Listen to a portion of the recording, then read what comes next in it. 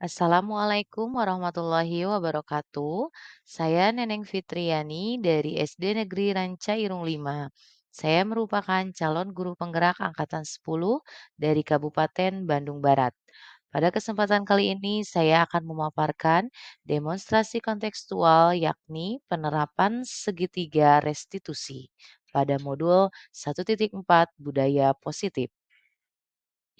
Alhamdulillah, pada program pendidikan guru penggerak ini, saya dibersamai bersama Ibu Fasilitator, Ibu Dewi Sunarti Eskom, dengan Bapak Pengajar Praktik, yakni Bapak Ujang Rahmat Slamet MPD.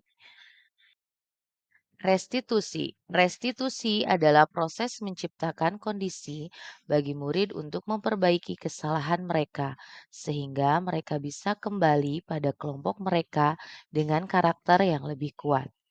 Restitusi juga merupakan proses kolaboratif yang mengajarkan murid untuk mencari solusi untuk masalah mereka dan membantu murid berpikir tentang orang seperti apa yang mereka inginkan dan bagaimana mereka harus memperlakukan orang lain. Segitiga restitusi merupakan suatu proses dialog yang dilakukan guru atau orang tua agar dapat menghasilkan peserta didik yang mandiri dan bertanggung jawab. Adapun tahapan segitiga restitusi yakni satu, menstabilkan identitas, 2, validasi tindakan yang salah, dan 3, menanyakan keyakinan. Menstabilkan identitas dilakukan berdasarkan prinsip membuat kesalahan adalah bagian dari proses pembelajaran yang dapat menggeser identitas gagal ke identitas sukses. Validasi tindakan yang salah dilakukan berdasarkan prinsip setiap perilaku berupaya untuk memenuhi suatu kebutuhan tertentu. Guru akan bergeser dari pemikiran stimulus respon menjadi proaktif. Mengenali dan mengakui kebutuhan murid akan memperbaiki hubungan dengan murid. Menanyakan keyakinan. Murid akan diberi pertanyaan-pertanyaan bermakna untuk memunculkan motivasi intrinsik dan mampu mengaitkan keyakinannya dengan tindakan yang salah. Kasus ke-1. Oval peserta didik kelas 1 makan di dalam kelas saat kegiatan pembelajaran berlangsung dengan alasan lapar karena tidak sarapan.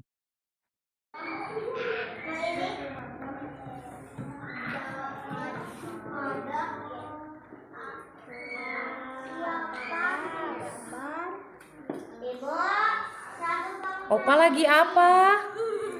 Makan. Lagi apa? Makan. Penerapan segitiga restitusi yang saya lakukan yaitu Opal, kira-kira Opal tahu nggak ibu panggil Opal ini ke sini mau ngapain? Coba Opal ingat-ingat lagi. Tadi pagi-pagi di kelas Opal ngapain? Makan di kelas. Makan di kelas? Opal makan di kelas saat belajar? Oh, makan di kelas saat belajar. Coba kalau makan di kelas saat belajar menurut AA Opal itu baik atau salah? Salah. Salah ya, kita udah tahu bahwa perbuatan itu salah. Nah sekarang Opal ibu juga sama ya. Kalau misalkan ibu lapar, ibu pasti makan ya. Tapi kita harus tahu kapan, di mana, dan waktu yang tepat untuk kita makan. Nah tadi kan Opal bilang kalau makan saat belajar itu salah, betul? Cing, coba sekarang ibu mau tanya, kenapa Opal sampai makan di dalam kelas saat belajar? Kenapa? Karena belum sarapan. Karena belum sarapan. Kenapa Opal belum sarapan? Buru-buru ke sekolahnya. Buru-buru ke sekolahnya. Kenapa sampai buru-buru kayak gitu? Kesiangan.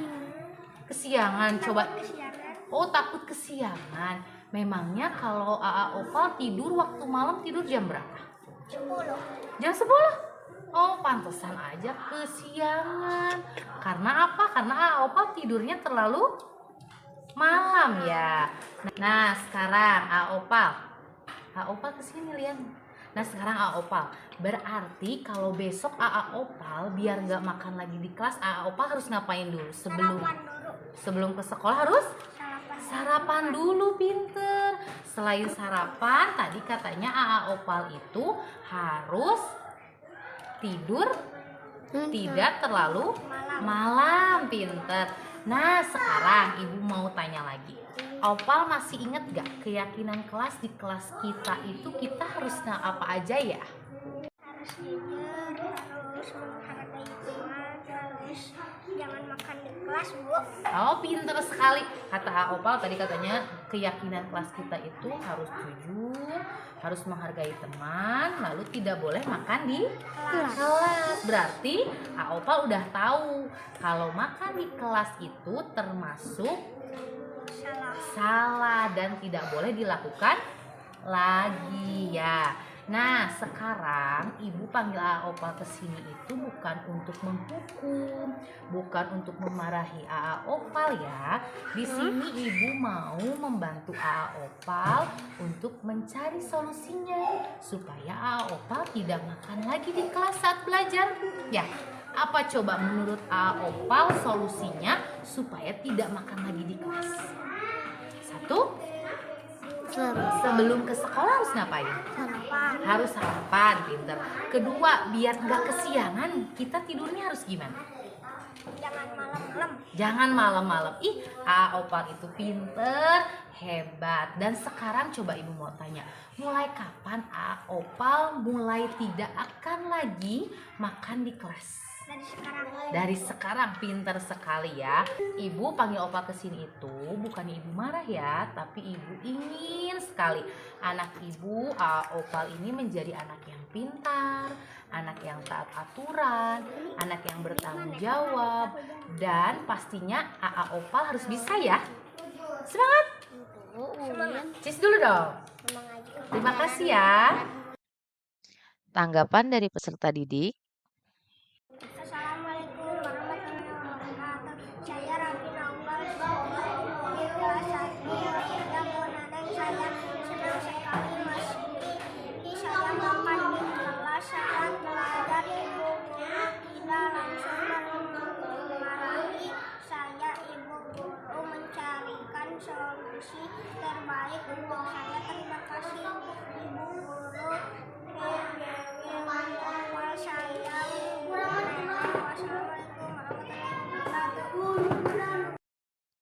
Kasus kedua, Ardi, peserta didik kelas 1, meminjam pensil warna tanpa meminta izin terlebih dahulu pada temannya.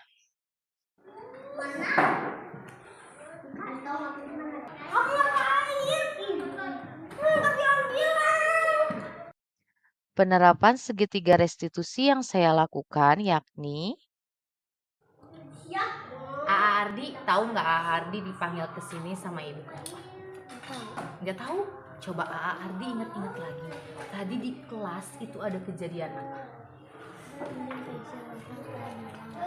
Pinjem pensil warna, nggak bilang sama temennya. Oh, sekarang ibu mau tanya lagi.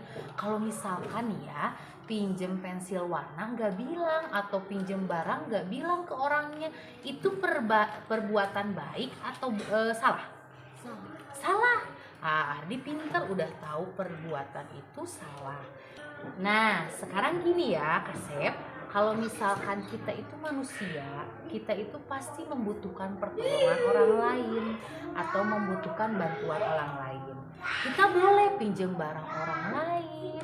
Ibu juga sering pinjem barang orang lain, tapi kita harus pinjam dulu, harus izin dulu ke orangnya. Betul? Ardi, kenapa tadi sampai pinjem pensil warna ke orang lain? Nggak bawa, tapi punya di rumah.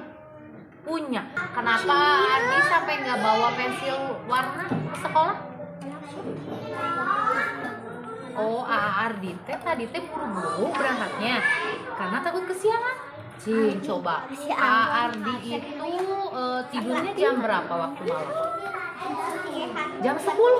Kenapa masih malam-malam tidurnya? Jadi kesiangan ya. Sekarang coba Ardi, masih ingat nggak keyakinan kelas di kelas kita? Masih ingat. Coba ada apa aja sih keyakinan kelas di kelas kita? Kita harus jujur. Maka dari itu sikap jujur salah satunya itu adalah meminjam barang dengan izin orangnya, termasuk pensil warna. Sekarang ibu panggil Ardi ke sini, bukan ibu akan memarahi Ardi, menghukum Ardi, tapi di sini ibu hanya mau membantu Ardi untuk mencari solusi supaya Ardi tidak meminjam barang tanpa izin orang lain lagi ya.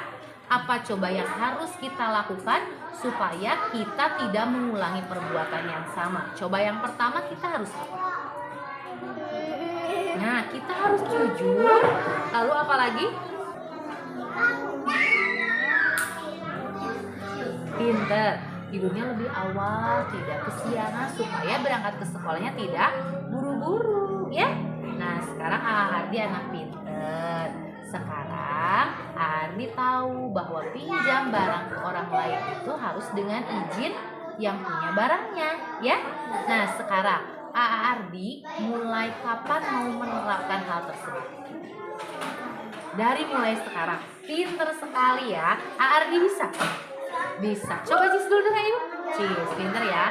Ibu guru itu ingin Ardi menjadi anak yang pintar, bertanggung jawab, lalu taat pada aturan. Ya, ibu sayang Ardi. Ya. Sekarang Cis dulu sama ibu. Semangat ya. Tanggapan peserta didik. Assalamualaikum warahmatullahi wabarakatuh. Saya Muhammad Ardi, kelas 1 Bu, boleh saya sekali saya mengambil barang teman saya. Ibu guru tidak memarahi saya. Ibu guru mencarikan solusi untuk saya. Terima kasih Ibu Guru. Assalamualaikum warahmatullahi wabarakatuh. Demikian pemaparan demonstrasi kontekstual modul 1.4 budaya positif, yakni penerapan segitiga restitusi yang telah saya lakukan. Calon guru penggerak, tergerak, bergerak, menggerakkan. Terima kasih atas perhatiannya. Wassalamualaikum warahmatullahi wabarakatuh.